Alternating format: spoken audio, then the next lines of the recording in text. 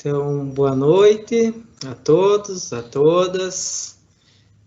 Para quem não me conhece, meu nome é Lucas, sou professor da Unicinos, integrante do Instituto Humanitas Unicinos, e nós estamos num evento dentro do nosso ciclo de estudos sobre algoritmização e digitalização do trabalho.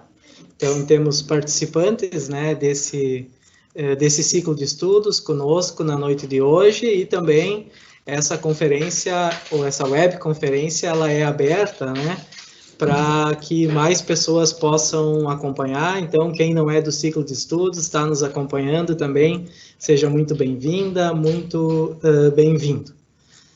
Nós temos conosco para conversar sobre a uberização ou plataformização do trabalho no contexto da pandemia do Covid-19, a professora doutora Ludmila Costec Abilio, a quem a gente agradece imensamente. A professora aceitou nosso convite, fez os testes técnicos necessários. A tecnologia, às vezes, mesmo testada, nos deixa na mão, mas vamos torcer para que não, né, professora? Com então, certeza. Ela hoje já fez um ensaio conosco. Agradeço, professora, a disponibilidade. A professora Ludmila é doutora em Ciências Sociais pela Unicamp. Ela tem graduação em Ciências Sociais e mestrado em Sociologia pela USP. A professora é pesquisadora lá na Unicamp, no CESIT, o Centro de Estudos Sindicais e de Economia do Trabalho da Faculdade de Economia lá da Unicamp. Aliás, quem acompanha o trabalho do Instituto Humanitas conhece o CESIT um pouco por tabela, porque temos vários artigos, enfim, contribuições de professores, pesquisadores do CESIT que também aparecem ali pelo site do IHU, inclusive, alguns artigos, entrevista com a professora Ludmila também. A nossa dinâmica, para quem está fazendo o ciclo e participou na segunda-feira passada, ela é um pouquinho diferente. Hoje nós não temos o áudio para fazer as perguntas, mas isso não significa que não teremos as perguntas. Temos o chat, então todo mundo que quiser encaminhar uma pergunta pode colocar ali no chat, pode ir colocando durante a fala, depois a gente retoma, ou também depois no final da fala é possível então a gente se comunicar pelo chat, fazer as perguntas. A professora faz uma fala inicial, 25, 30 minutos, alguma coisa mais ou menos dentro desse tempo, e depois a gente interage com todos e todas. Professora, mais uma vez, muito, muito obrigado e que tenhamos boas reflexões. Bom, boa noite a todos e todas. Eu queria agradecer muito ao professor Lucas pelo convite. É uma alegria para mim poder estar novamente aí numa parceria com o Instituto, Eu acho que o Instituto faz uma produção muito importante no país, com as suas entrevistas, suas matérias, E para mim é sempre uma alegria poder estar aí com vocês. Então, eu vou fazer uma exposição, nesse nosso diálogo meio silencioso, mas que é um diálogo, A gente tem que aprender, infelizmente, é um pouco difícil isso, mas a gente está aprendendo a lidar na marra, Mas eu tenho certeza que vai ser um diálogo aí, e fico ansiosa pelo nosso debate também, Então, eu pensei em fazer uma apresentação tratando um pouco dos elementos centrais da uberização do trabalho, disso que a gente chama de uberização. Já falando de sair daqui, isso não é um consenso, Existem diferentes usos para o termo, por sinal, o termo agora virou quase que um lugar comum, ele está sendo utilizado em diversos campos, de diversas maneiras, e não é o único termo a se referir a essas transformações que a gente está vendo do mundo do trabalho, São termos que estão, às vezes, em disputa, às vezes em acordo, Tem todo um campo muito grande se formando hoje, nacional e internacionalmente, em torno dessas transformações do trabalho. E aí, eu queria começar pensando com vocês que essa definição de uberização, ela requer dois cuidados centrais nossos de saída,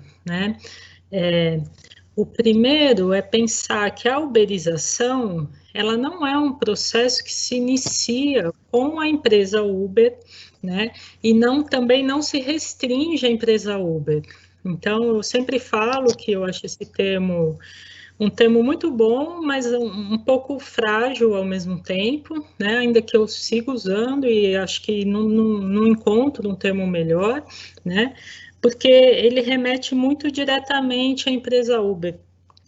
Mas, na verdade, a gente está pensando numa tendência, né, de um novo tipo de organização, de gerenciamento, de controle do trabalho, né, que se apresenta como uma tendência que está atravessando o mundo do trabalho, em uma perspectiva global, né, e de diferentes formas, com suas especificidades, de acordo com os contextos nacionais, com as desigualdades locais, globais, né, os diferentes tipos de desigualdade estão fundidos nesse processo da uberização, estão sendo produzidos e reproduzidos, né?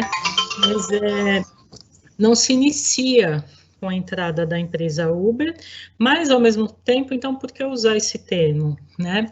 Porque ele é também, ao mesmo tempo, a empresa Uber, ela deu uma visibilidade muito grande para a gente desses elementos centrais da uberização. Então, a Uber, ela meio que mostrou para nós, de uma forma muito visível, né, que existia essa nova tendência organizando o mundo do trabalho e que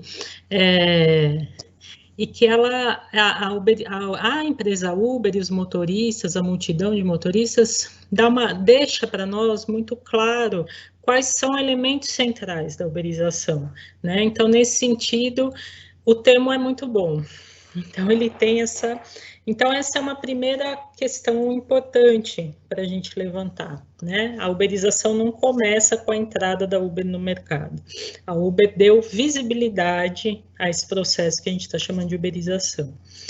Em segundo, também outro cuidado que a gente tem que ter, e aí é uma perspectiva muito pessoal minha, né? Outros autores não irão concordar comigo, outros pesquisadores, né? Mas a uberização, ela não é um fenômeno diretamente, exclusivamente associado ao desenvolvimento das plataformas digitais, né? Então, a gente fala em plataformização do trabalho e a gente tem que também vir com essa interrogação, né? Essa uberização e plataformização são a mesma coisa, né? Então, e por que isso também não é uma questão de disputa de termos, né? É uma questão de qual o peso que a gente vai dar para as inovações tecnológicas, porque a gente incorre no risco, assim como de dizer a uberização se iniciou com a empresa Uber, a gente incorre no risco de dizer as plataformas digitais estão criando uma nova forma de gerenciamento, controle e organização do trabalho. E não é bem isso, né? Não que as plataformas não tenham um papel central nisso, mas as plataformas, a gente poderia compreendê-las como um instrumento técnico, né, com seus usos políticos, que catalisa, né, e que, vamos dizer assim, expande, catalisa e aprofunda elementos que já estavam em curso no mundo do trabalho e que agora tomam uma forma muito mais visível e potente por meio das plataformas, né? Mas se, por exemplo, você olhar professores da rede pública do estado de São Paulo, né, que compunham um cadastro de um banco de reservas, né, e que passam por um processo seletivo, etc., e ficam ali à disposição do Estado e são recrutados para trabalhar quando necessário e são remunerados exatamente por aquilo que fazem. Isso já é um tipo de uberização do trabalho, né? Assim como se a gente olhar para a reforma trabalhista, a gente vai ver que até tem uma entrevista que eu dei para o IHU, né, que a gente falava muito disso. O Estado está se tornando um promotor da uberização do trabalho, porque estão sendo criados meios legais, né, para você informalizar o trabalhador por dentro do trabalho formal, mas não é simplesmente uma retirada de direitos, e é isso que eu vou desenvolver um pouco mais hoje aqui com vocês, né? É um novo tipo de controle e gerenciamento desse trabalhador. Então, a uberização ela é um processo complexo, né? Ela envolve desde as nossas motivações subjetivas, né? Isso que eu tenho críticas também, mas não vou entrar aqui hoje nisso, mas a ideia de um sujeito neoliberal, né, que se vê como empresa, em concorrência, eu não acho que esse é o caminho exato para a gente pensar a uberização, mas ela envolve as nossas formas de engajamento que foram sendo forjadas nessas décadas de neoliberalismo, de globalização, de mudanças do trabalho, né? Ela envolve todo o campo do direito e como vão se legislando as noções de justiça, do que é legal, do que é ilegal, do que é formal, do que é informal, do que são as mediações protetivas do trabalho, né? Ela envolve essas novas formas de regulação do Estado, quer dizer, é um campo muito amplo e complexo, né, que envolve uma série de elementos aí, né, que tornam, então, necessário a gente pensar a uberização para além da plataforma digital, para além da empresa Uber, e olhar para, vamos dizer, no mínimo, 40 anos aí de transformações no mundo do trabalho que vão culminar na uberização. Então, eu só vou falar um pouquinho disso, né, do que elemento central, quando a gente olha para esses 40 anos, que ajudam muito a gente a entender a uberização do trabalho. Aí, estou falando uberização, e não estou dizendo, afinal de contas, o que é a uberização. Mas vamos fazer esse caminho de entender esse elemento central, e aí a gente consegue visualizar mais claramente a definição de uberização, né? Se a gente olhar para essas décadas de eliminação dos direitos do trabalho, de ataque a gente fala as forças sociais do trabalho, né? Então, várias formas de enfraquecimento das organizações coletivas, dos sindicatos, né? Dos poderes de negociação e das conquistas da classe trabalhadora foram sendo atacados de diversas maneiras, né? Quando a gente pensa em globalização do trabalho, então a gente vai pensar em neoliberalismo, em globalização, isso são termos muito amplos, né? Mas do que a gente vai pensar aqui especificamente, né? Você tem nessas décadas, numa espécie de triangulação entre Estado e uma nova mediação do Estado na relação entre capital e trabalho, né? Você tem o que? Um processo, e essa mediação passa muito pelas inovações tecnológicas, né? A configuração dessa triangulação, ela também vai se transformando de acordo com as inovações tecnológicas, né? O que você tem nessas décadas? Você tem um enorme processo muito bem sucedido de dispersão do trabalho e centralização do controle, assim como de concentração da renda, né, de aumento das desigualdades, etc. Mas olhando especificamente para esse processo, o que a gente vai falando? Bom, com a globalização, com as políticas neoliberais, mediadas pelas novas tecnologias da informação, etc., foi se formando novas possibilidades de organização, controle e gerenciamento do trabalho. Então, a gente começa a falar e visualizar, né, nas últimas 4 décadas, nas cadeias globais de valor, né, e a gente começa a falar em terceirização, a gente começa a falar em redes de subcontratação, em quarteirização, etc., até que a gente chega numa configuração, né, onde as grandes corporações, algumas delas você não sabe nem mais o que ela produz, de fato, né, ela externaliza inteiramente a sua produção e, ao mesmo tempo, é uma gigante, né, que foi ali fagocitando várias outras empresas, monopolizando setores. A gente sabe que algumas marcas hoje produzem praticamente tudo que você entrar no mercado lá, tem, sei lá, não sei, a gente já viu isso, mas eu não lembro qual o número, 5, 6, 10 corporações que produzem tudo que está sendo vendido e comercializado naquele mercado, né? Mas a produção em si, quando você olha lá, é made in China, made in Vietnã, made in não sei aonde, made in São Paulo, né? Então, por exemplo, um bom exemplo para pensar isso, eu gosto de dar da Zara, né? O que é a Zara? Bom, a Zara é uma corporação espanhola, né? O que a Zara produz? A Zara não tem fábrica de roupa, né? As lojas da Zara, eu não sei bem como funciona, é um sistema de franquia, etc. Mas, enfim, se você olhar, toda a produção da Zara foi externalizada. E aí, na sua etiqueta, assim como seu celular, seu computador, seu sapato, tudo que você usa materialmente produzido, né? Está sendo produzido em algum lugar em condições análogas à escravidão. Então, a gente vai falar nos imigrantes bolivianos, no centro de São Paulo, a gente vai falar dos sweatshops, a gente vai falar das zonas de processamento e exportação, a gente vai falar dos suicídios na Foxconn, tudo isso, né, são materializações desse processo de dispersão do trabalho e centralização do controle. Então, as formas de organização do trabalho, elas foram sendo muito bem sucedidas em transferir, né,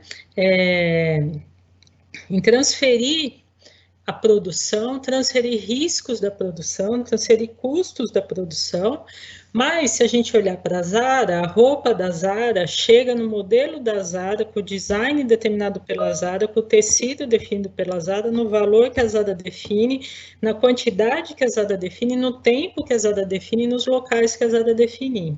Então, isso é uma enorme expansão e dispersão do trabalho, e aí eu estou usando um termo que o David Harvey usa, né, que é o controle na dispersão. Então, a ideia de que você dispersa, mas centraliza o controle, né?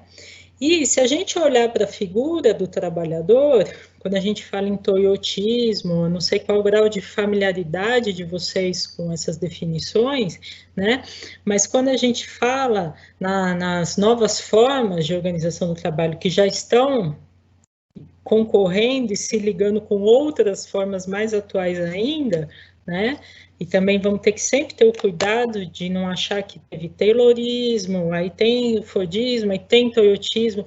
Não é uma questão de superação de um modelo, é como essas coisas vão se combinando e se articulando, né, de diversas formas possíveis. O que o Toyotismo fez, né?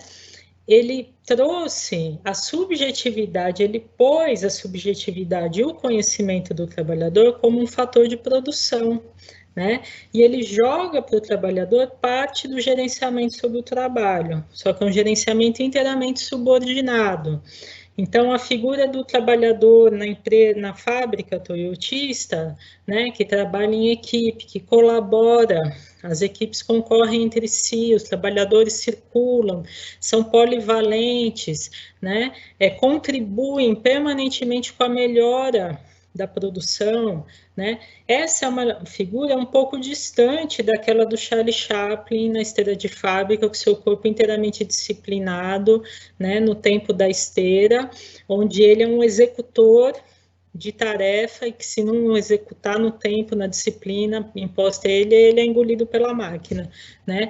Então, é uma outra concepção de um operário inteiramente subordinado, inteiramente também violentado pela máquina, tem toda uma disciplinarização acontecendo ali, mas que incorpora a participação desse trabalhador, o conhecimento desse trabalhador, né?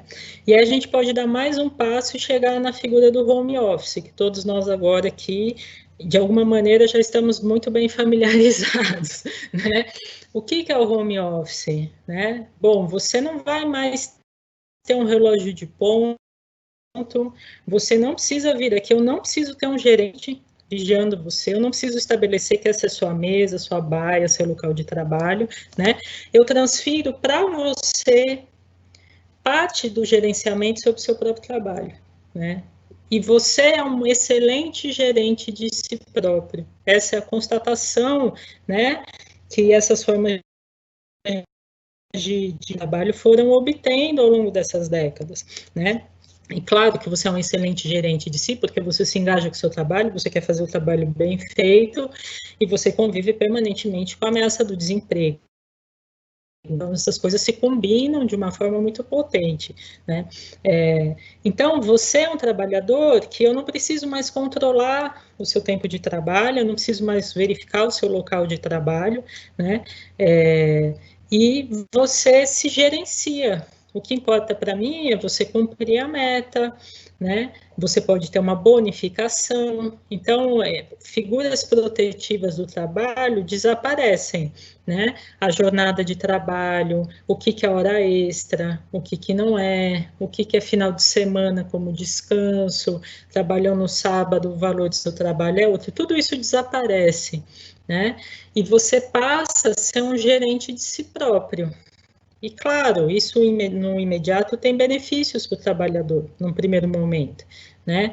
Ah, eu não vou pegar o trânsito, eu posso cuidar da minha filha e trabalhar, só que essas coisas, elas são contraditórias, né? Porque a perda de mediações também é uma perda de limites sobre o seu trabalho, sobre o que é tempo de trabalho, o que não é. Todos nós estamos sentindo isso na pele, né?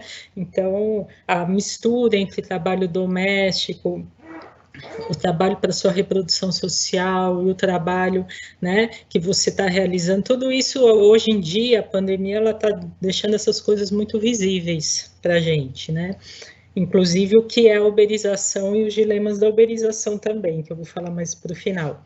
Mas, enfim, Lucas, você me avisa aí quando faltar uns 10 minutos, só para eu não... Senão eu vou aqui longe, que tem muito para conversar. Aviso sim. Tá bom, obrigada. Mas então, isso tudo para a gente chegar na ideia do quê? A uberização, ela consolida essa transformação do trabalhador num gerente de si próprio, que segue subordinado, só que de formas novas, que não são tão novas assim, mas existe uma novidade aí, né? Que aí sim a gente tem que olhar para as plataformas, né? Que é um gerenciamento, que eu venho falando do gerenciamento algorítmico do trabalho, né?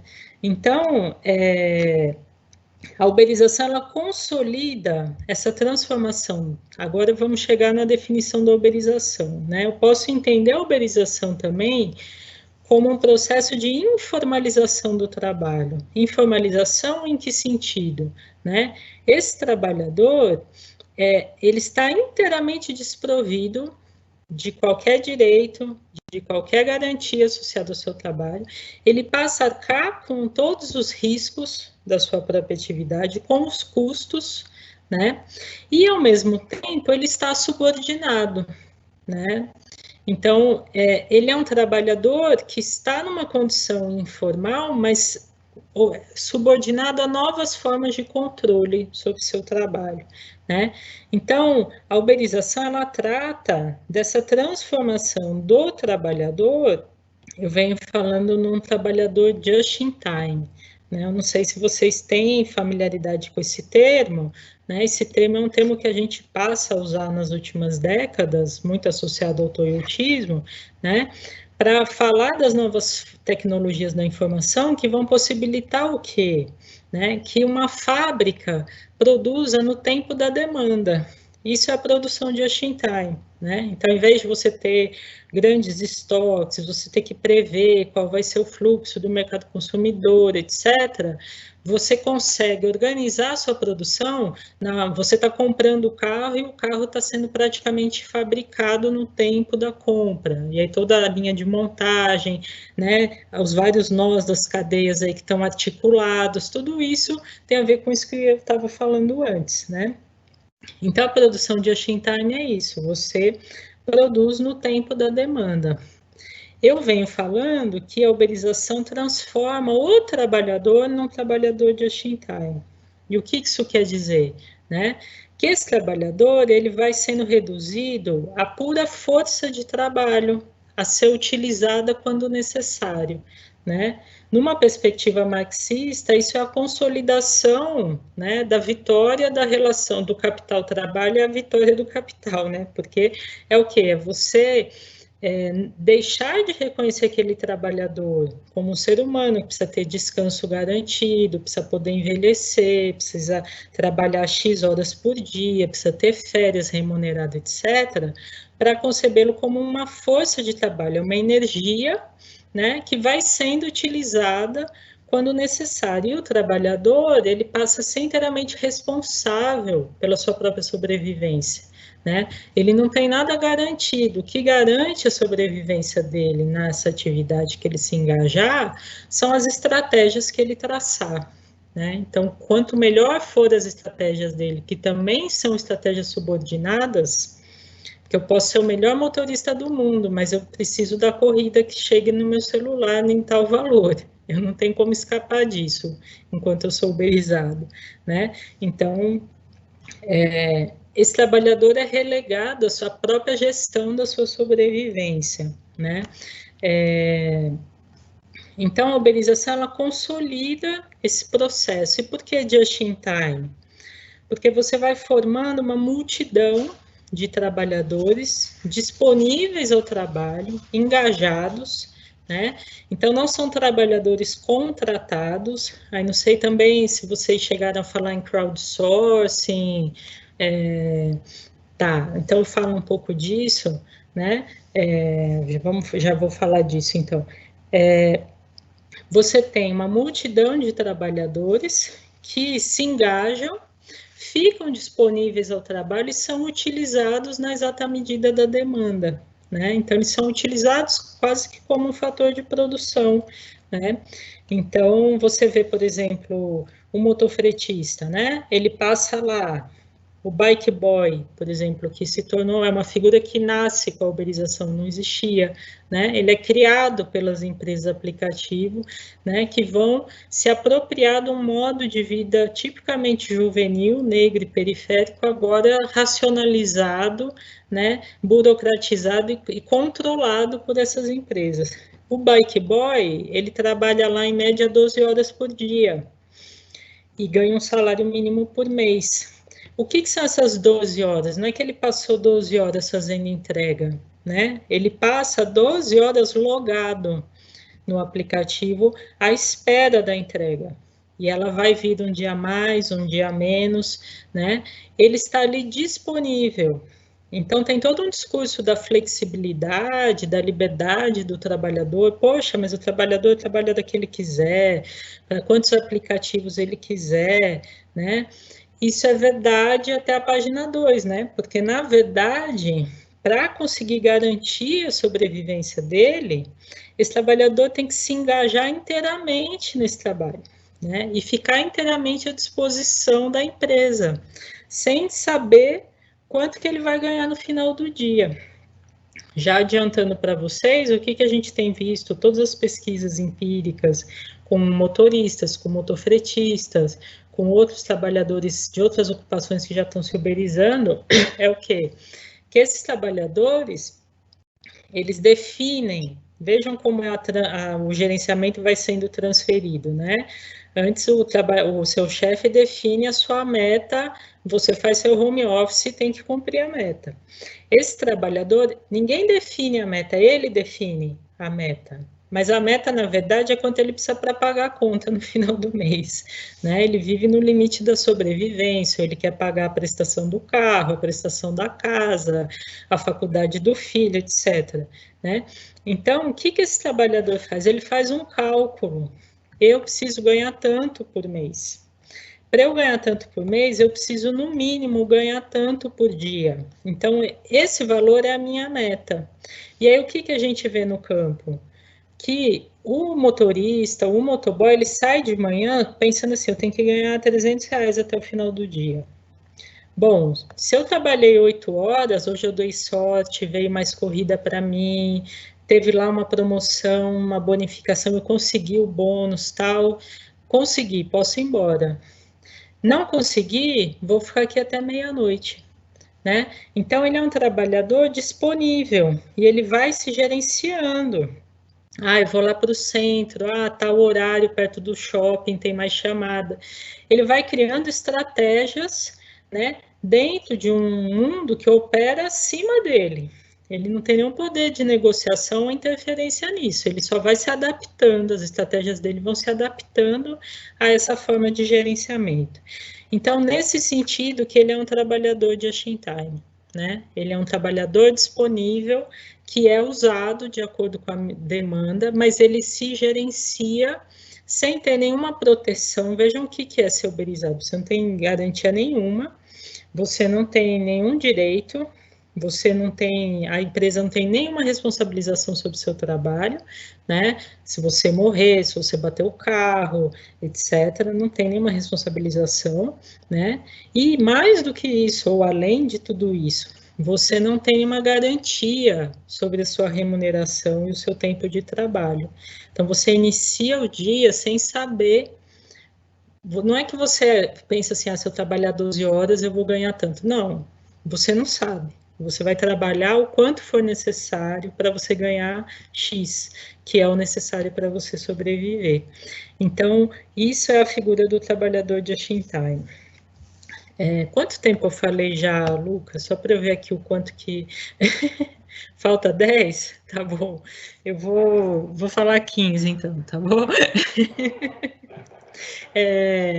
Bom, então a gente tem essa nova figura do trabalhador, que é esse trabalhador just in time, aí, que é como eu venho pensando.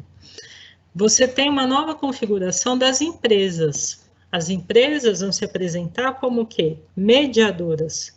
Elas não contratam, de fato elas não contratam, eu vou aderir. Eu preencho um cadastro, se eu quiser virar motorista, eu viro. Né? Ninguém me contratou, não teve seleção, não teve entrevista, não teve análise de currículo, né? Todo o pesadelo da seleção do mundo do trabalho, na uberização ele se apresenta de outra forma. Quem quiser entrar, vai, né? O que não é bem verdade, porque a empresa, ela primeiro, ela define quantos trabalhadores ela quer ter cadastrado. Né? Então, ela controla qual que é o exército, né? Que todo mundo que se cadastrou vira motorista, vira motofretista, né? Isso é um controle da empresa de acordo com os interesses dela. E segundo, você adere e vai ser. Mas você só vai sobreviver nessa atividade de acordo com as suas estratégias pessoais, as suas possibilidades e a forma como a empresa gerenciar você. Se a empresa resolver te desligar amanhã, ela te desliga, né? Então, se ela resolver não te dar nenhuma corrida, ela não te dá. Se ela resolver que só vai te mandar corrida a valor baixo, se você não aceitar, não tem corrida. Então, não está na sua mão, né? Você adere, mas você vai ter que sobreviver numa concorrência que está se organizando com regras que não estão na sua mão, né? Mas não estão mesmo, né? Porque o mundo do trabalho é concorrido e, de fato, não são os trabalhadores que definem as regras da concorrência, né? Mas, nesse caso, você não sabe nem como que as regras operam. Então, é uma novidade da uberização isso, né? E as empresas, então, se apresentam como mediadoras, não como contratantes, né? E, ao se apresentarem como mediadoras, elas meio que reforçam o sonho do discurso liberal, né, de que você tem uma oferta e demanda e que essas coisas se equilibram naturalmente. Então, o preço do trabalho varia, sempre é uma coisa dessa relação. Então, por exemplo, tem muito motoboy, tem pouca corrida, cai o valor do trabalho. É uma relação entre oferta e demanda, né? Tem muito motoboy, mais do que pedidos, uma hora os motoboys vão desistir, isso vai se equilibrar. Então, as empresas se apresentam como que mediadoras, elas vão dizer assim, nós não somos contratantes, nós não interferimos nessa relação, nós somos empresas de tecnologia. Pode ver em todos os processos jurídicos, tal, né? A Uber fala, eu não sou empresa de transporte, eu sou empresa de tecnologia. A Log vai falar, não sou empresa, a iFood, eu não sou empresa de logística, eu sou empresa de tecnologia, né? Então, o que elas estão dizendo? Elas estão dizendo assim, a gente só promove meios, né? Nós temos os meios tecnológicos para que esse encontro aconteça. Por isso que nós não temos que nos responsabilizar, né? Não é nosso setor de atuação, não é atividade. Poderia ser qualquer atividade. Nós só temos a tecnologia. Mas aí que a gente começa a ter que falar em gerenciamento algorítmico, né? Porque essas empresas detêm todas as regras do jogo. Elas vão determinar o valor do trabalho, elas vão determinar qual trabalho, em que tempo, quem vai receber, né? Elas vão determinar as bonificações, elas determinam tudo. né? E elas determinam quem vai trabalhar e quem não vai, com regras que estão na mão delas. Os trabalhadores não conhecem essas regras, né? Estou escrevendo sobre isso agora e tem pesquisas no mundo inteiro discutindo isso, né? Se você entrar lá numa comunidade do iFood, você vai ver os motoboys perguntando assim: ah, hoje eu fui desligado, eu não sei por quê. Ah, hoje não veio corrida para mim, veio corrida para você? Ah, hoje eu recebi tal bonificação, você recebeu? Eles estão o tempo inteiro tentando decifrar as regras do trabalho, né? Então eles não têm nem acesso a porquê, e nós também não temos, né? Agora existe todo um movimento, a gente vai começar a ler essas coisas nos textos que a gente lê sobre gerenciamento algorítmico, que a expressão já está se banalizando, que é precisa abrir a caixa preta algorítmica do trabalho, né? O que é essa caixa preta? Como é que essas regras funcionam? Como que é a programação? Que critérios estão sendo utilizados, né? E os algoritmos, eu posso mandar dois artigos que eu escrevi recentemente, né, tentando discutir isso, mas eu estou aprofundando agora. Mas essa ideia do quê? De que os algoritmos aparecem como algo neutro. Então, é como se fosse uma roleta russa, cai a corrida para você. Mas não é assim, né? Tem critérios organizando a distribuição dessa corrida, né? Que critérios fizeram a corrida chegar para você e não para outro? Então, por exemplo, tem trabalhos agora discutindo a desigualdade racial no gerenciamento algorítmico, né? Por que tal motorista com tal carro, com tal raça, recebe corrida para tal lugar, e o outro motorista com tal modelo, não sei o que, recebe corrida para tal lugar. Isso é programado? Isso é aleatório? Né? A gente não sabe, a gente não tem acesso. Então, são pesquisas que vão tentando decifrar, assim como os trabalhadores estão tentando fazer, tentando entender as regras do jogo. E, por fim, entra um terceiro elemento aí, que é o do consumidor, né? Então, e aí a gente pode falar um pouquinho do crowdsourcing. Quando a gente começou a falar em terceirização do trabalho, as cadeias globais, pensar nas áreas, etc., a gente começou a falar em terceirização e externalização do trabalho, né? Que era essa ideia de que você vai transferindo o trabalho para fora, né? Externalizar isso. Então, eu não vou mais... O motoboy não é mais contratado da empresa. Eu externalizo. O que é isso? Eu contrato uma terceirizada que ela administra o trabalho do motoboy, né? E ela presta um serviço para mim. Eu externalizei essa função de dentro da minha empresa para fora. Em inglês, a gente usa o termo outsourcing, né? Então, a source da fonte, você vai pondo a fonte para fora, né? A externalização. A gente começa a falar em crowdsourcing. E o que é essa ideia de crowdsourcing? É que você externaliza o trabalho para crowd, que é a multidão em inglês, né? E o crowdsourcing, ele tem vários usos, né? Então, por exemplo, se você olhar para o Facebook, o que é o Facebook? O Facebook é um belo exemplo de crowdsourcing, né?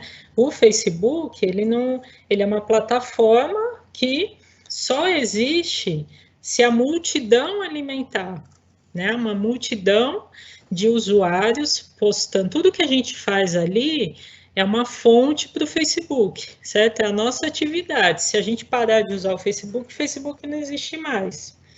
O YouTube, você tem lá uma produção de vídeos, download, upload. Isso é uma espécie de crowdsourcing.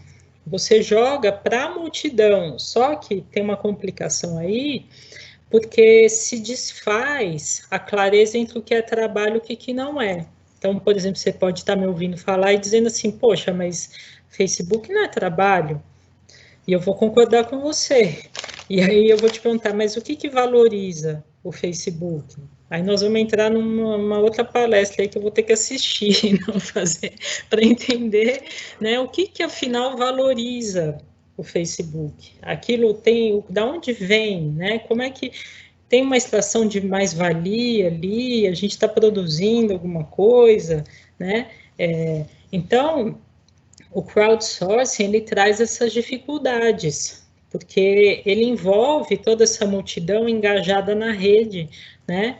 Então, essa produção online e que você ela é feita na forma da multidão, mas você não consegue muito diferenciar se é trabalho, se não é, se é lazer, se é consumo, né?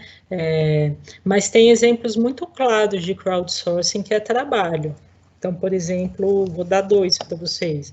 Um é da Amazon, Mechanical Turk, né? Quem quiser procurar depois o site, né? Seria turco mecânico em inglês, Mechanical Turk.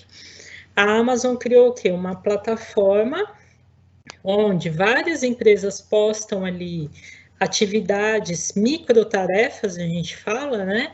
Então, por exemplo, você tem que identificar um número num recibo e preencher esse número em outro lugar. São coisas que ainda não estão automatizadas. Ou a sua própria atividade está sendo utilizada para alimentar uma inteligência artificial que ainda está sendo produzida, né? Então, você ainda não automatizou, mas é a atividade dessa multidão que vai possibilitar que isso vá se automatizando. Você identificar imagens de cachorro em não sei quantas mil fotos, né? Então, são tarefas, microtarefas, que valem lá 1 centavo cada cachorro que você identificar. E aí você tem uma multidão de pessoas engajadas, que aí, assim como o motorista, Uber tal, se cadastram, né? E são just in time, elas ficam ali disponíveis, então já tem estudos dos adoecimentos, dos turkers, eles falam, né? São as pessoas que trabalham nessa plataforma. Pessoas que ficam 24 horas online esperando tarefa, vem do Japão, vem dos Estados Unidos, vem da Índia, o cara tá lá conectado, cumprindo tarefa, né? E adoecendo porque ele não desliga mais. E ele ganha muito pouco por tarefa, então ele tem que fazer várias tarefas, né? Isso é um exemplo de crowdsourcing, você tem uma multidão de trabalhadores que não são contratados, que estão disponíveis, que aderem, fazem um cadastro, ficam disponíveis e vão ser remunerados exatamente por aquilo que eles produzem, né? Esse é um exemplo. Outro exemplo bom, só para fechar rápido com isso, né? É um site que chama Innocentive, com 2 N's. Esse site, gente, ele conecta a NASA, a Procter & Gamble, Johnson & Johnson, todas as corporações que estão trabalhando em pesquisa e inovação estão lá, né? E o que você tem lá? Você tem uma multidão de cientistas cadastrados que, esse é um exemplo real, eu posso pôr também, tem um livro, quem cunhou esse termo é um jornalista que chama Jeff Howe, né? Ele escreveu em 2008 sobre o crowdsourcing. Ele dá muitos exemplos, eu acho esse exemplo muito bom. A Colgate queria pôr bolinha de ar na pasta de dente. Ela lança esse desafio no site e ela também está pesquisando com os empregados dela nas fábricas, etc., no centro de pesquisa dela. Ela lança isso no site. As pessoas aceitam o desafio, igual o motorista aceita a bonificação, se ele fizer mais 10 corridas, ganha mais R$50, etc. As pessoas aceitam o desafio, né? E quem conseguir propõe. E a Colgate seleciona quem ela quer, quem ela gostou da solução, e ela premia, né? E ela patenteia. Então, você pode ganhar dinheiro, tem prêmios bons, né? Só que a patente é da empresa. O que é isso? É um exemplo muito bom de dispersão do trabalho, autogerenciamento e controle, né? Então, eu jogo para a multidão, cada um resolve isso como quer, onde quer, no laboratório que quiser, na hora que quiser, né? Corre risco, gasta seu tempo de trabalho e eu seleciono aquilo que me interessa, né? Então, eu não preciso controlar essa multidão, é muito mais produtivo do que eu ter lá 100 trabalhadores num laboratório. Claro que não dá para fazer isso com tudo, mas isso é um bom exemplo de crowdsourcing. A uberização consolida esse crowdsourcing, né? Então, você tem lá 600 mil motoristas da Uber, o iFood a gente não sabe quantos, eles falam em 200 mil, tem estimativas do Instituto Locomotiva que em torno de 4 a 5 milhões de brasileiros têm na sua renda principal o trabalho por algum tipo de aplicativo. tem uma pesquisa do IPEA que mostra que 2 milhões de pessoas são motoristas ou entregadores por aplicativo no Brasil. É uma pesquisa, acho que de 1 ano atrás, mais ou menos.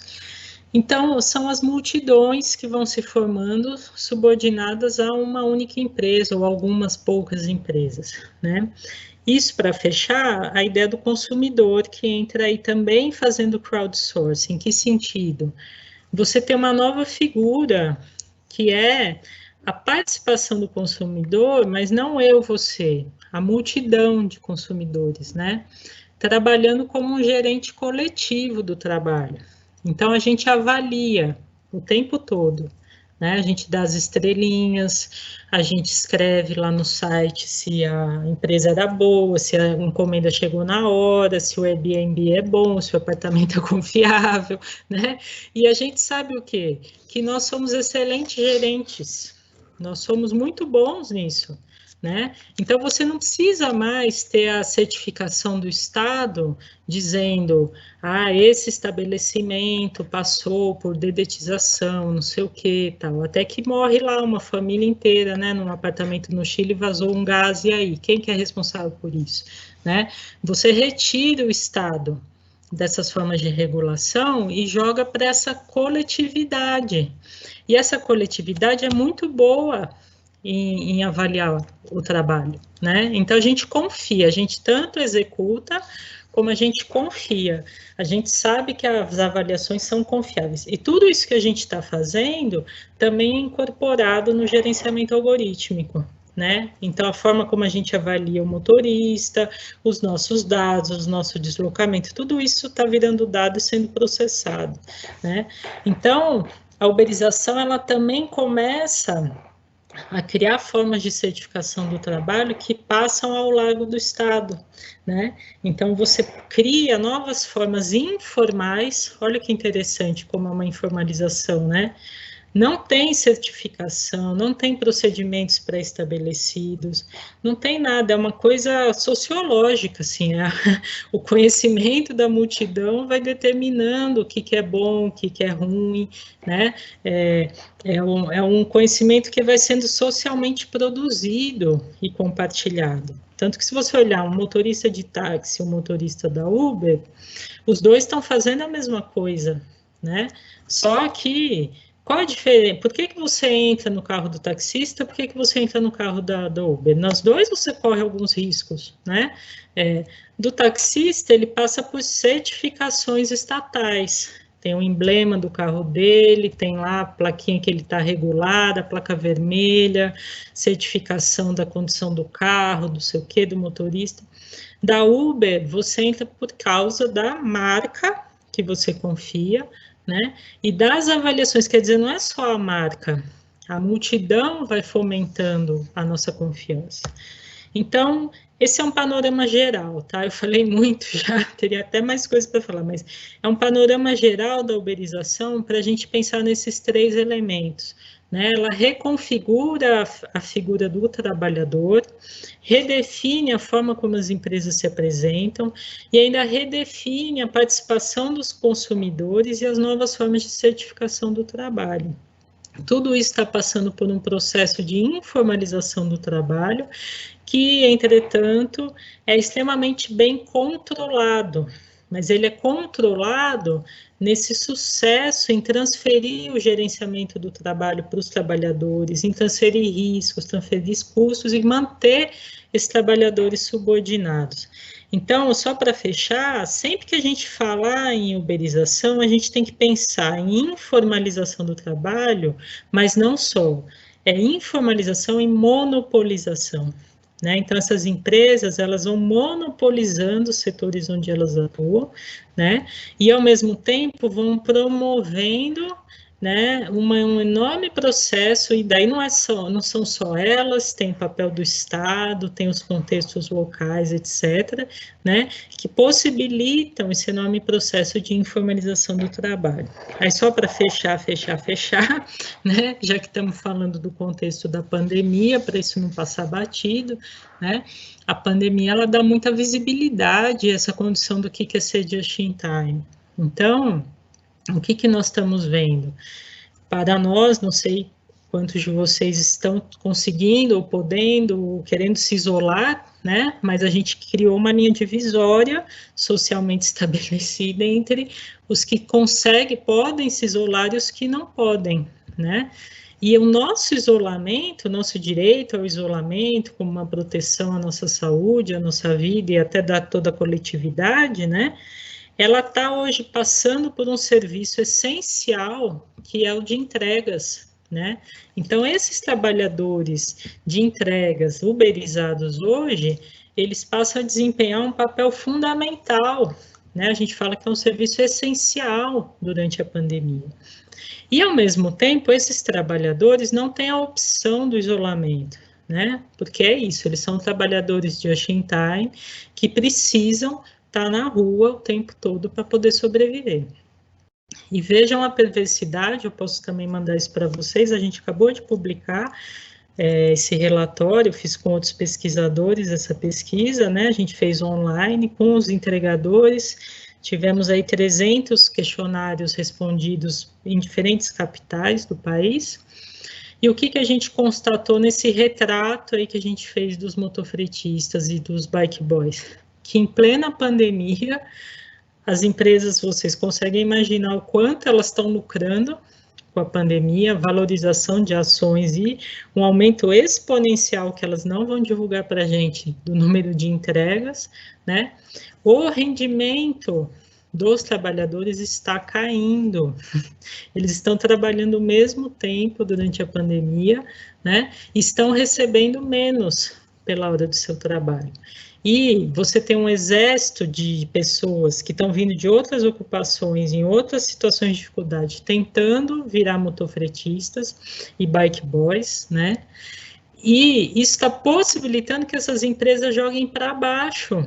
Elas estão incorporando novos trabalhadores, né? E aí você começa a olhar, não sei se vocês estão acompanhando isso, manifestações pelo país, inclusive pela América Latina, né? De entregadores.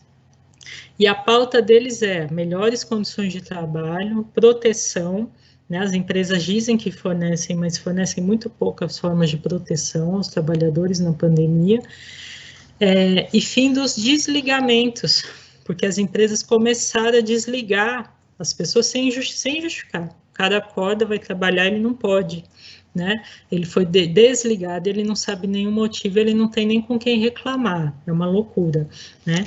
Então, o que a gente está vendo na pandemia é essa forma de gerenciamento e como do lado do trabalhador ele está inteiramente desprotegido, né? E aí, para o lado da empresa, ela detém toda a possibilidade de administração disso, né? E no contexto brasileiro, de uma população aí que, na sua grande maioria, vive com menos de 2 salários mínimos por mês, né? Então, nesse trânsito entre formalidade e informalidade, né? E a uberização. Então, em linhas gerais, acho que eram essas as questões centrais que eu queria trazer para vocês. Ok, professora. Muito obrigado. Como a gente não consegue ver todos e todas, eu faço o movimento das palmas para que a professora sinta-se contemplada, né, pelo nosso agradecimento coletivo. Nós temos já uma rodada, podemos fazer umas 3 perguntas, assim, daí você comenta elas, e eu já tenho aqui um bloco de 3 questões, depois já vão surgir outras. Então, o Sérgio de Videira, Santa Catarina, pergunta sobre a divisão social do trabalho. Em que medida os algoritmos contribuem para uma superação da noção de espaço e tempo e numa governamentalidade total da subjetividade em que não há mais separação entre trabalho, lazer, vida familiar, etc. A Cláudia, de Curitiba. No gerenciamento algorítmico do trabalho, conforme você diz, de que modo aparecem os aspectos de vigilância do trabalho uberizado? Nas suas pesquisas recentes, a questão da vigilância aparece como um elemento da gestão do trabalho percebido pelos trabalhadores? E aí, para fechar, o Lucas, de São Leopoldo, que sou eu. Quem estudou Negri, né? e gostou tanto de ler Negri, pensou que um dia a multidão poderia nos ajudar nesse processo de emancipação, né? Toda aquela lógica de que com a tecnologia, com o trabalho imaterial, poderíamos ter rotas de fuga, por assim dizer. Será que a tecnologia capturou o comum antes que o comum conseguisse se emancipar, né? Então, será que a multidão, no fim, foi capturada por essa perspectiva tecnológica, por essa evolução do mundo do trabalho? Depois voltamos com mais 3. Tá bom. Agradeço aí as perguntas muito interessantes. Eu não sei se eu entendi bem a questão da superação do espaço e tempo, né? Mas eu vou falar um pouco dessa questão da governamentalidade, pensando... Bom, é isso, eu acho que já com a flexibilização do trabalho e as formas que a gente já vinha identificando, né, no mundo do trabalho, a gente já tratava dessa crescente indistinção entre o que é tempo de trabalho, o que não é, o que é local de trabalho, o que não é, o que é trabalho, o que não é, né? Então, até não falei isso para vocês por falta de tempo mesmo, né? Mas eu cheguei nos debates da uberização não por causa dos motofretistas. Na verdade, quando eu pesquiso os motofretistas desde 2012, e eu vi eles se uberizando, né? Então, em 2014, 2015, eu comecei a acompanhar a transformação das condições de trabalho deles e das formas de organização. Mas, quando eu vi os motoboys, eu falei assim, nossa, eu já conheço esse processo. E eu enxerguei a uberização estudando as revendedoras da Natura, né? Por quê? Porque quando eu fui pesquisar as revendedoras, que foi minha tese de doutorado, né? Que virou um livro que chama Sem Maquiagem, o trabalho de 1 milhão de revendedores de cosméticos, né? Quando eu fui pesquisar as revendedoras, em 2007, eram 200 mil mulheres. Em 2011, quando eu acabei, era 1 milhão de mulheres informais vendendo só para a Natura. Né? Hoje é mais de 1,5 milhão, a Natura virou uma gigante internacional, comprou a Avon internacional, então as coisas foram dando certo para ela. E ali eu tinha uma questão, que é aí que eu fui chegar no crowdsourcing, né? Nessa ideia da multidão, que era como é que a empresa organiza. Tem 1 milhão de mulheres vendendo do lado de fora, num trabalho que não aparece como trabalho, né? Que pode ser um bico, que pode ser uma atividade para o consumo. Então, muitas mulheres vendem, na verdade, porque queriam consumir, mas aí tem mecanismos que vão envolvendo elas na venda, a pontuação necessária, as promoções, começa a fazer estoque, etc., né? E fui vendo isso de perto e vendo como as características de um trabalho tipicamente feminino estavam associadas, eram centrais naquele processo. E que, na verdade, isso que a gente chama de flexibilização do trabalho é uma espécie de generalização dessas características, né? Então, para as mulheres, essa indistinção que é isso, eu faço home office, cuido do meu filho, né? O que é trabalho, o que não é, o que é tempo de trabalho, ou a figura da empregada doméstica, né? Qual que é a jornada de trabalho dela, quais são as atividades que ela tem que desempenhar, né? Quais são as atividades que ela não tem que desempenhar, qual a extensão que tem que ter a jornada, tudo isso, né, são características tipicamente femininas e hoje eu diria mais periféricas do trabalho, né? Então, a gente já via esse processo onde essa indistinção estava operando entre o que é trabalho e o que não é, um trabalho que não tem forma trabalho. Então, a Natura, 1 milhão de mulheres faziam toda a distribuição dos produtos num tipo de trabalho que não aparece como trabalho, né? Aparece como lazer, promoção do bem-estar, da beleza, etc., né? Com a uberização, a gente está vendo um aprofundamento disso. Também não falei disso para vocês, mas eu venho falando do trabalho amador, né? Que é uma ideia do que? Essa ideia do motorista diferente do taxista, é como se o taxista fosse um motorista profissional, regulado, né?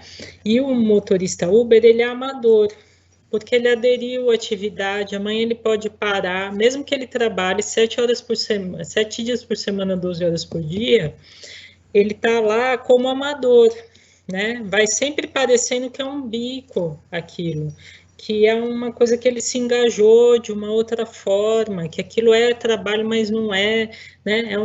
Com os motoboys, você já vê um outro processo, que é uma profissão muito clara, o que é trabalho, etc. Mas se vocês verem aquele filme que chama Gig, Uberização do Trabalho, tem um motoboy que vira lá no meio e fala assim, nossa profissão virou um bico, né?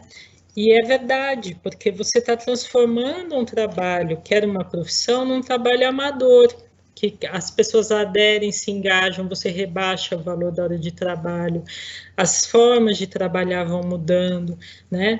Então, tudo isso para pensar nessa formação dessa subjetividade aí que está se fazendo na relação com essas indistinções, né, entre o que é, o que não é, né, e aí o que eu venho tentando discutir é que, na verdade, apesar disso tudo ser muito novo, a uberização, ela se apropria de um modo de vida que já existia, né, que eu venho falando no termo da viração, né, que eu empresto da professora Vera Teles, com quem eu aprendi esse termo lá no meu mestrado, né, mas essa ideia do quê? De que as pessoas da periferia, elas não têm uma trajetória linear, como a gente costuma descrever, né? Ah, o cara foi, virou metalúrgico, né? Não é isso, né? Você é feirante, aí foi metalúrgico, aí perdeu o emprego, aí virou evangélico, aí conseguiu um emprego, virou ascensorista, porque alguém da igreja arrumou, aí não deu certo, aí monta uma barraquinha de cachorro-quente em frente à igreja. Estou narrando uma trajetória de alguém que eu estudei mesmo. Aí entra num programa social da prefeitura, monta uma cooperativa, tenta entregar marmitex. Isso é o viver, né, de grande parte da classe trabalhadora brasileira. E esse viver se faz nessas indistinções. O que é trabalho, o que não é, o que é bico, o que não é, o que era tempo de trabalho, o que não era, quais os arcar com os riscos, com os custos, se autogerenciar permanentemente, né? Então, aproveitar a oportunidade, conjugar, misturar lá o empreendimento familiar com o emprego. Esse autogerenciamento que a gente está falando, isso é constitutivo do viver periférico, né? Só que agora ele está sendo apropriado, racionalizado de uma nova forma, né? E está se generalizando. Então, Sérgio, não sei se eu não entendi a primeira parte da sua pergunta, mas eu acho que esse é um caminho para a gente entender essas formas de subjetivação, tá? Para a Cláudia, sim, a vigilância, ela aparece, né? Tem trabalhador que fala assim, eu tenho a impressão que o aplicativo está aqui nas minhas costas o tempo todo. Ele se sabe vigiado, né? Ele é inteiramente vigiado. E não sei se vocês conhecem essa autora, né? Que é a Shoshana Zuboff. Ela é muito boa, ela escreveu um livro chamado Capitalismo de Vigilância. Não sei se é esse o nome do livro. Está traduzido em português num livro que chama... Ela primeiro escreveu um artigo, né, e depois ela publicou o livro, e ela cunhou esse termo do capitalismo de vigilância, né, e saiu pela Boitempo um livro que chama Tecnopolíticas, mais alguma coisa, eu não lembro o nome inteiro do livro, infelizmente, agora me escapou, mas esse artigo dela está traduzido em português nesse livro, né. E ela vai falando dessa que também tem a ver com a questão do Sérgio, né, de como se fundem a ideia do consumo, né, da extração de dados, de uma vigilância da nossa vida cotidiana, né, que está em tudo, então tudo, para você acessar qualquer coisa hoje, você tem que ir lá assinar um termo de adesão, eu consinto meus dados, e se você não assinar, você não pode usar aquilo, né? e ela vai mostrando como toda a nossa vida cotidiana está sendo vigiada, processada, né, se transformada em dados que depois podem até ser usados contra nós mesmos, né? Então, e aí a gente vê como isso está em tudo, essa discussão da Cambridge Analytica, de como que as eleições foram sendo manipuladas já nem é o termo, a gente tem que se adaptar a essas novas coisas, né? Os dados do Facebook, como que você vai produzindo formas de ver a realidade. Então, a ideia da vigilância, ela vai para muito além da questão da uberização, né? Mas a uberização, o que ela está fazendo? Ela está mapeando o tempo todo essas estratégias dos trabalhadores, né? Incorporando isso como dados. Então, tudo que o trabalhador fizer pode ser transformado em dado, né, e ser usado como fonte para o próprio gerenciamento do trabalho. Assim como para o lado do consumo, né, você está mapeando a atividade da demanda o tempo todo e transformando em dados. Então, não é que são fronteiras, já não dá muito para distinguir o que é vigilância, o que é a esfera do consumo, o que é a esfera do trabalho, essas coisas estão todas operando juntas, né? E, por fim, Lucas, é a nossa questão da vida, né? Eu acho que, assim, um caminho hoje para pensar nisso é, dialeticamente, o seguinte, bom, ao mesmo tempo que você produz essa multidão como uma multidão de trabalhadores subordinados, ela também pode se reconhecer politicamente como multidão, né? Então, a gente tem visto isso começar a acontecer com mais força, né? Então, por exemplo, uma greve de motoristas Uber mundial, que se propôs a ser mundial, ela não deu tão certo assim, mas ela foi a primeira, né?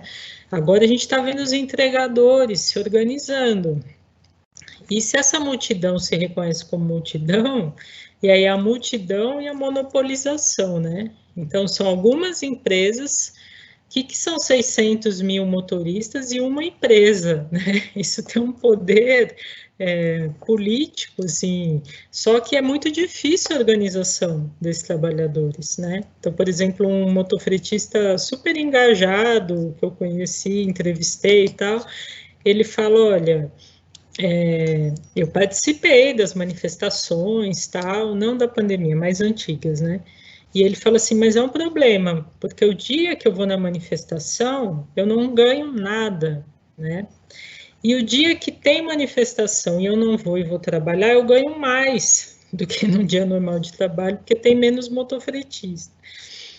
E tem não só menos motofretista, como vários incentivos que a empresa dá para você ir trabalhar mesmo, bonificações e tal.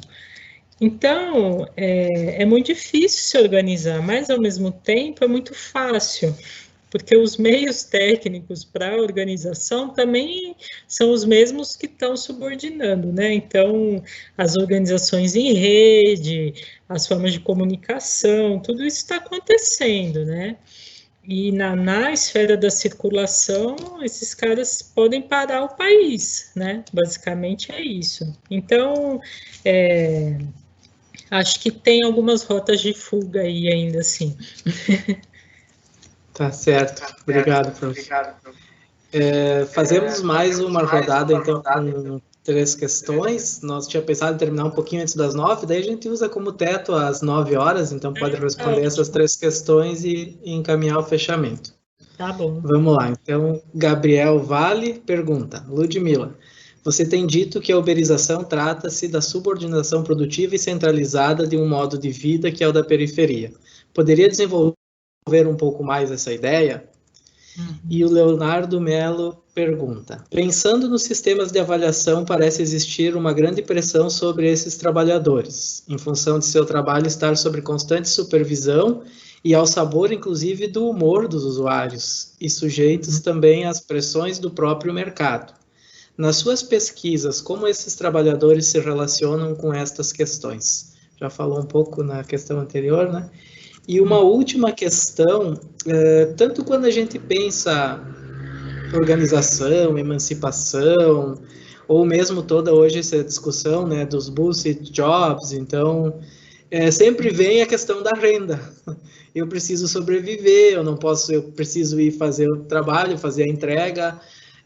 O quanto talvez os debates que retornam com força hoje, a partir da pandemia, sobre renda universal, renda de cidadania, o quanto talvez seja importante, necessário ou não, separar um pouco trabalho e renda para a gente poder enxergar outros horizontes no trabalho, e será que há alguma possibilidade disso? Uhum. Bom, então, agradeço as questões aí, essa questão que o Gabriel coloca, né, da ideia de uma subordinação produtiva e centralizada de um modo de vida periférico, é um pouco isso que eu estava falando antes, né, que essas indistinções e esse viver por um fio, onde são as suas estratégias de sobrevivência que garantem a sua permanência no trabalho e no mundo, né? Elas são elementos estruturantes do nosso mercado de trabalho brasileiro, mas são elementos também bastante invisibilizados. Então, por exemplo, nós temos poucos dados estatísticos, por exemplo, que mostrem de fato esse trânsito dos trabalhadores e trabalhadoras pelo mundo do trabalho, né? Então, por exemplo, eu entrevisto um motoboy, ele já foi 20 coisas antes de ser motoboy, né? Ele foi feirante, ele foi repositor no mercado, ele foi atendente da Claro, ele é motoboy e ele também é sacoleiro, ele vende junto com as entregas, uma coisa alimenta a outra, né? Isso é um modo de vida tipicamente periférico. Ou, por exemplo, uma motogirl que de dia ela era seletista numa empresa terceirizada, à noite ela era informal e entregava pizza. E ainda com a entrada dos aplicativos, ela estava começando a fazer a entrega por aplicativo. Então, ela é 3 coisas ao mesmo tempo. Né? Ela tem as 3, ela é informal, formal, e ela ainda está uberizada, tudo ao mesmo tempo, né? Então, isso são modos de vida tipicamente periféricos. E eu acho que a figura dos bike boys, né, ela deixa isso muito claro, né? É muito interessante, assim, olhar a figura do bike boy, porque os bike boys, saiu uma pesquisa da Aliança Bike, acho que foi ano passado, né, com bike boys em São Paulo. E aí o que se constatou? É uma ocupação tipicamente juvenil, então eles têm até 22 anos, mais ou menos, em média, né, negra e periférica e masculina, né, e são trabalhadores que trabalham para ganhar um salário mínimo por mês, né. Por que isso é uma monopolização do modo tipicamente periférico? Esse trabalhador, esse jovem negro, a trajetória dele no mundo do trabalho já era feita por essa viração permanente. Então, essa coisa do trabalho que não tem muita forma, trabalho, né? A adesão faz um bico, arruma um emprego formal, combina diferentes ocupações, esse autogerenciamento de si permanente para garantir a própria sobrevivência, né? O trânsito por diversas atividades, etc. O que a empresa, o que o iFood faz? Ela pega esse modo de vida e esse cara continua vivendo dessa mesma forma, né? Só que ela se apropria e gerencia esse modo de vida. Então, por que o bike boy é tão importante? Porque ele está lá na base mesmo, né? O sonho do bike boy é virar um motoboy, né? Porque ele entra com a bicicleta, ele entra com o puro uso da força física.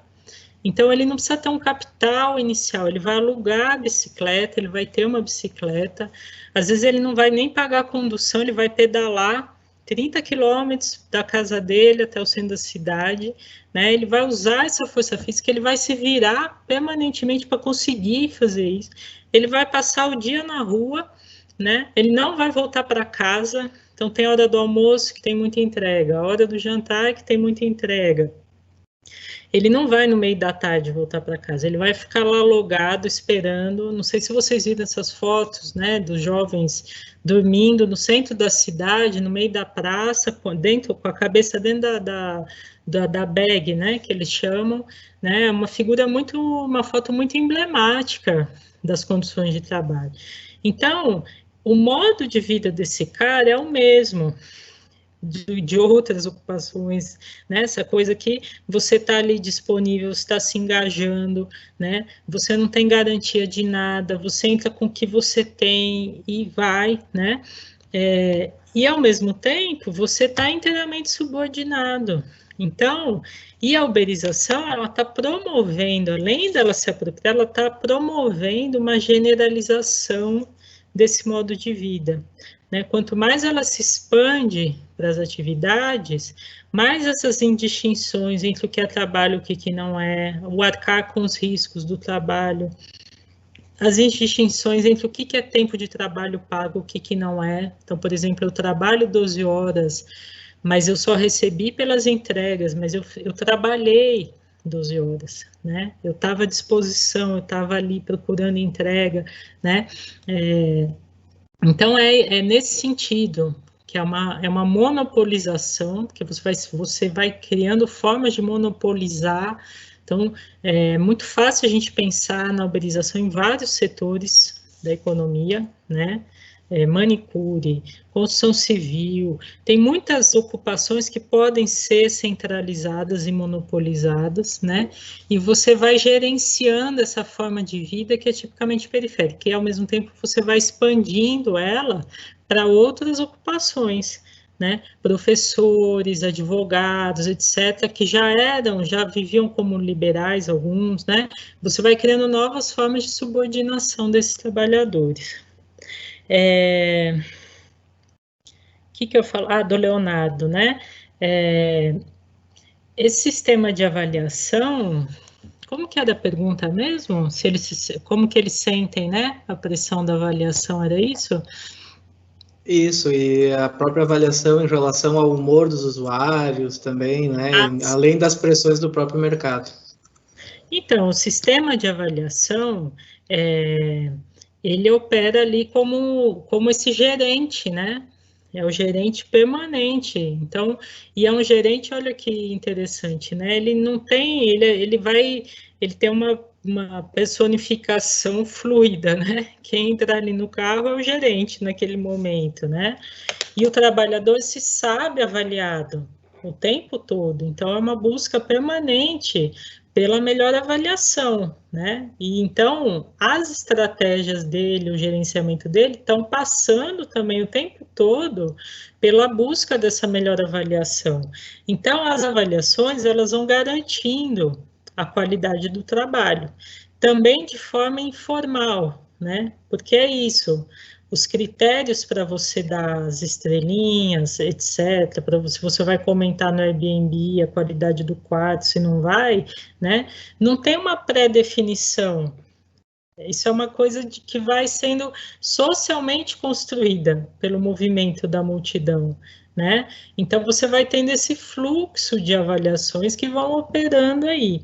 Os trabalhadores se sabem avaliados o tempo todo, né? E sabem das injustiças, tem mil histórias disso, né? Tanto da busca pelas melhores avaliações, como das sacanagens que tem e que o trabalhador está totalmente exposto, né? Então, você cria essas formas de avaliação também, você pode avaliar o cliente, mas isso não vai operar de fato na sua relação de trabalho, né? Que a avaliação que opera na sua relação de trabalho é a do cliente sobre você, né? E você sabe disso o tempo todo, e você não tem o poder de interferir nisso. Então, essa é um elemento super importante que se transforma em dados aí que vão ser gerenciados sobre esses próprios trabalhadores, né? Eu não sei se era nesse sentido que o Leonardo estava perguntando. E, Lucas, essa questão, eu vou te falar que, assim, eu não tenho clareza sobre ela, sabe? Eu acho que é muito importante a gente pensar essa ideia da renda universal, você garantir formas de sobrevivência, né, que nesse mundo do trabalho, cada vez que vai espremendo mais as pessoas, né, mas eu acho que eu precisava me aprofundar mais nessa, até gostaria de te ouvir, se você quiser dialogar aí comigo, porque eu não tenho muita clareza, assim, porque a gente vai vendo tanto um discurso liberal como um projeto de esquerda, eles vão se encontrando, né, nesse mesmo projeto, e aí eu acho que teria que ver mais de perto, até uma falta minha, assim, eu acho que é importante mesmo a gente entender mais de perto os diferentes projetos que isso está envolvendo hoje, as diferentes perspectivas, né, mas, a princípio, olhando, parece uma forma de libertar minimamente, né, desse despotismo que vai se formando no mundo do trabalho, né? Mas não sei, isso não está tão claro para mim. Ok, professora, acho que dialogando brevemente, acho que não está tão claro para ninguém quase ainda, né? A gente são momentos de experimentação. Agora que há uma barreira, me parece, né, que a gente vive, que é a perda cada vez maior do valor trabalho, né? E aí as pessoas tendo que, muitas vezes, assumir trabalhos ou extremamente precarizados, jornadas enormes, ou mesmo sem sentido, né? Trabalho que para a própria pessoa não faz sentido. Então, alternativas precisarão surgir, né? Com certeza, eu acho uma coisa que não dá para trazer é isso como uma panaceia, né? Isso sozinho não, acho que não seria o...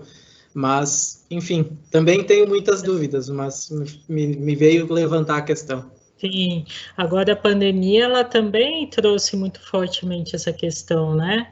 Que é a ideia realmente do Estado garantindo minimamente a sobrevivência dos cidadãos, né, no mundo que está se apresentando como um vale-tudo mesmo, né, e até essa falsa dicotomia que se cria hoje entre a economia ou a saúde, né, a gente sabe que é uma falsa dicotomia, ela passa por aí também, né, por que não a gente olhar e discutir a forma de manter economicamente, né, e garantir a reprodução dessas pessoas, né? Então, acho que a pandemia trouxe elementos muito importantes, assim, para a gente fazer essa discussão também. Mas acho que é isso. Professora Ludmila, mais uma vez, muito obrigado. Eu vou agradecer também quem está presente e não está vendo, mas nós temos a Jaciane e o Matheus, colegas Sim. da parte técnica que nos ajudaram, né? E a forma de encerrar é agradecer a atenção de cada um, de cada uma. Espero que a gente tenha contribuído nas reflexões. E, de novo, né? Eu vou bater palmas agora para todo mundo, para a professora e para quem também nos ouviu. Obrigado, professora. Abraço. Obrigada, Lucas, e boa noite aí a todos, viu? Obrigada aí pelas questões e pela audiência e pelo convite. Então tá, muito obrigado. Uma boa noite a todos e todas. Abração. Boa noite, tchau, tchau. Tchau.